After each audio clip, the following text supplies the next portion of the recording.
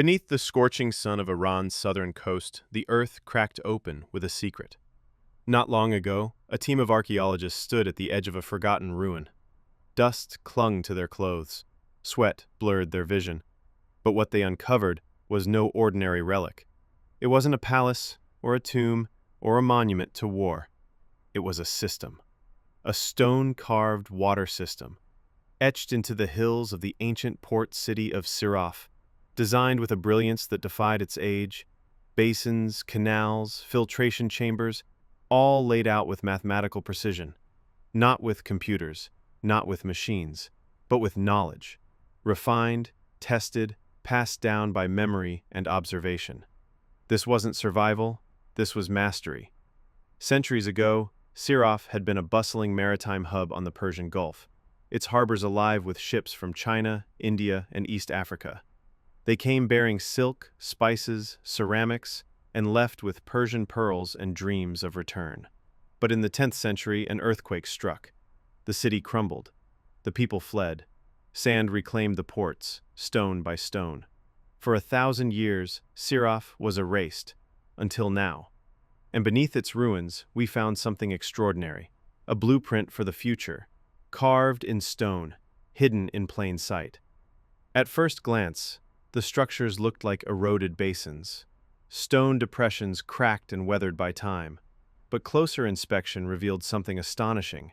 These weren't random pits. They were precision-engineered cisterns, layered in tiers across the slope of a rocky hillside. Shallow channels carved into the rock guided seasonal rainfall into the highest basin. From there, water passed, filtered, cooled, preserved, through a sequence of chambers. Some basins were shaded by natural rock formations. Others were buried deep enough to escape the searing desert heat.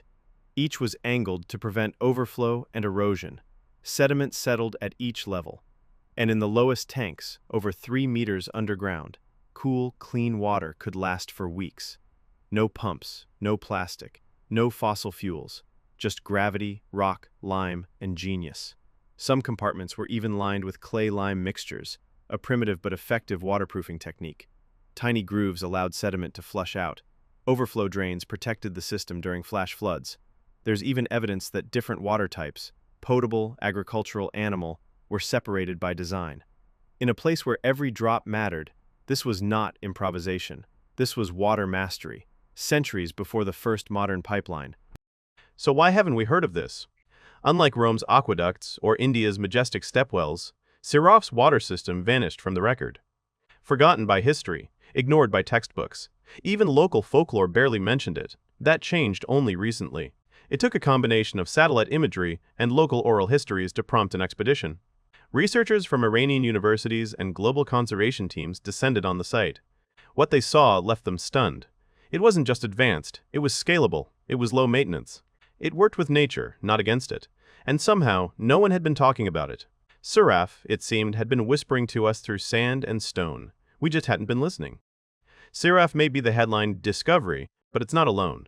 Across the world's driest regions, ancient civilizations built extraordinary water systems, many of which have been dismissed as primitive or simply forgotten.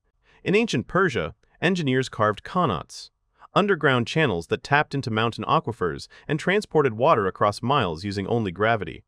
Unlike exposed aqueducts, qanats prevented evaporation. No power, no pollution. Some still function today. In Petra, the rose-red city of the Nabateans carved into sandstone cliffs survived not because of its beauty, but because of its water. Engineers diverted rare desert floods into cisterns, pipes, and reservoirs carved high into the cliffs. Their storm overflow tunnels still inspire awe. In the Atacama Desert, one of the driest places on Earth, ancient Chileans learned to harvest fog. They stretched nets woven from plant fiber to capture microscopic droplets from coastal mist. These fog nets dripped clean water into containers, an idea so clever it's being revived in Peru, Morocco, and beyond today.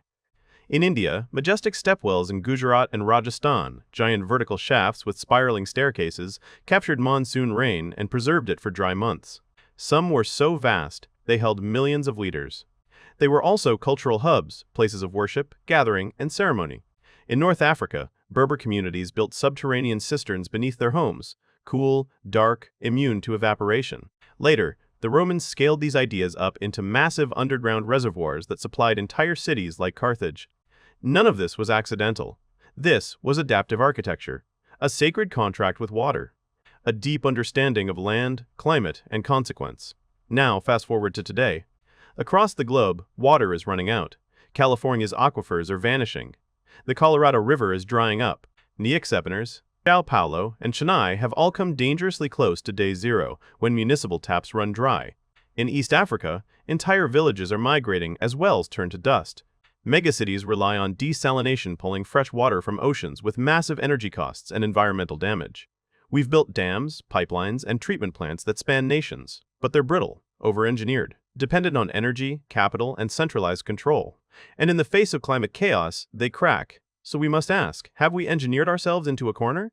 It turns out, the answers we seek may already exist. In Rajasthan, ancient step wells are being restored to support urban water needs.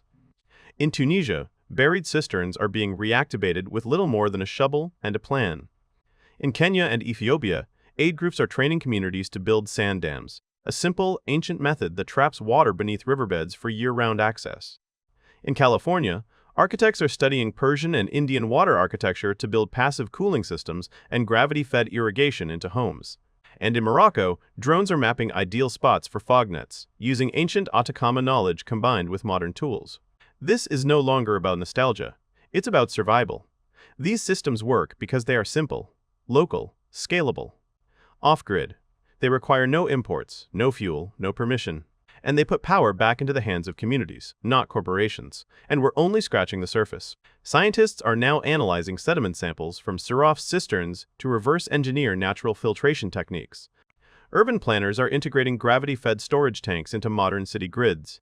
Tech startups are pairing AI with historical rainfall data to optimize ancient harvesting methods.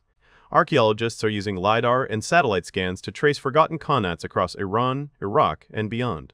Even in cities like Phoenix, Dubai, and Cairo, developers are looking backward to move forward, exploring passive water design that mimics ancient desert logic, shade, slope, stone, and sustainability.